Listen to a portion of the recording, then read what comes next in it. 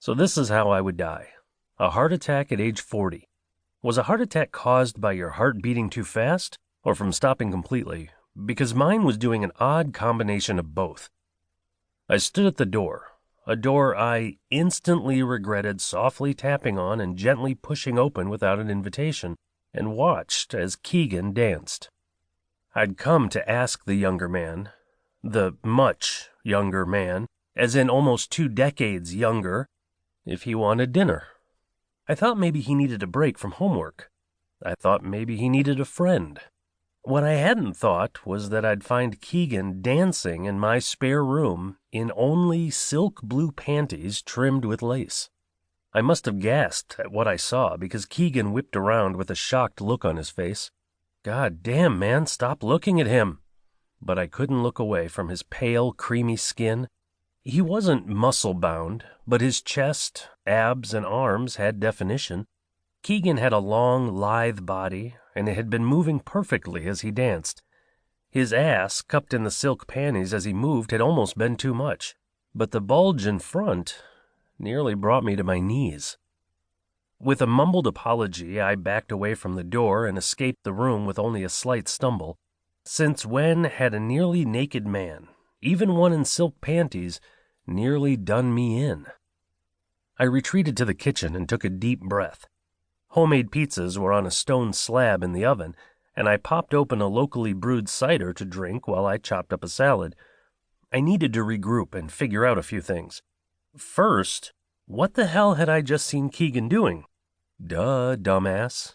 Pretty sure it looked like he was dancing in his room in silk and lace panties.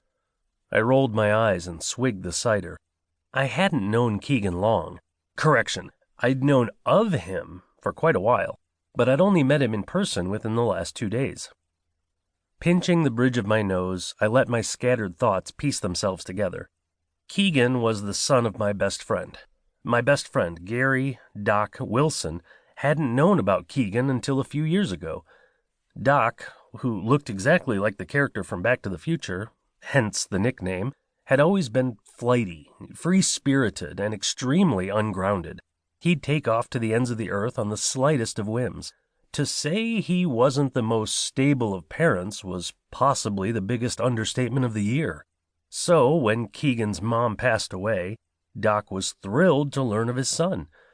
But within a few months of getting to know Keegan, Doc got that itch and started taking off on wild journeys, leaving his teen son with Doc's sister, or a housekeeper.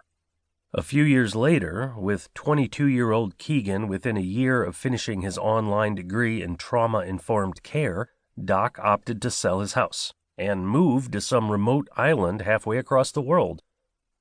So you're just going to leave your son on his own? I'd asked my best friend of over 3 decades. I'd never been married, didn't have kids, but even I could see that maybe this wasn't the most parent-like thing to do. Doc had waved me off. He can come with me? I'd love that. If not, he can live with my sister. I'd frowned. Your sister now lives in one of the most crowded cities in the country.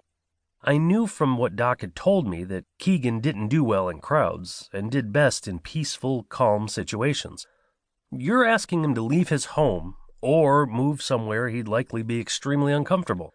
He's going to school. How's he going to support himself? Doc had grinned broadly, but I knew his mind was already on his future adventure. My father left Keegan a large sum of money. Once he graduates, the money's his. He's taking courses online. He can do that from anywhere.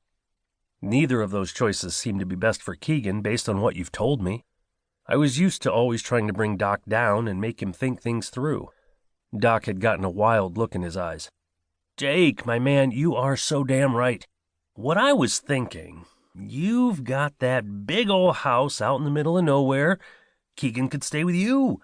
You're my very best friend. No one I'd trust my son with more than you. Even as a grown man, I had a hard time saying no to Doc. Would it be a hardship to let the kid, who Doc described as shy and quiet, stay in one of my spare rooms? I could let him finish his degree, get his feet under him, and inherit the money his grandfather left for him before pushing him out into the big bad world.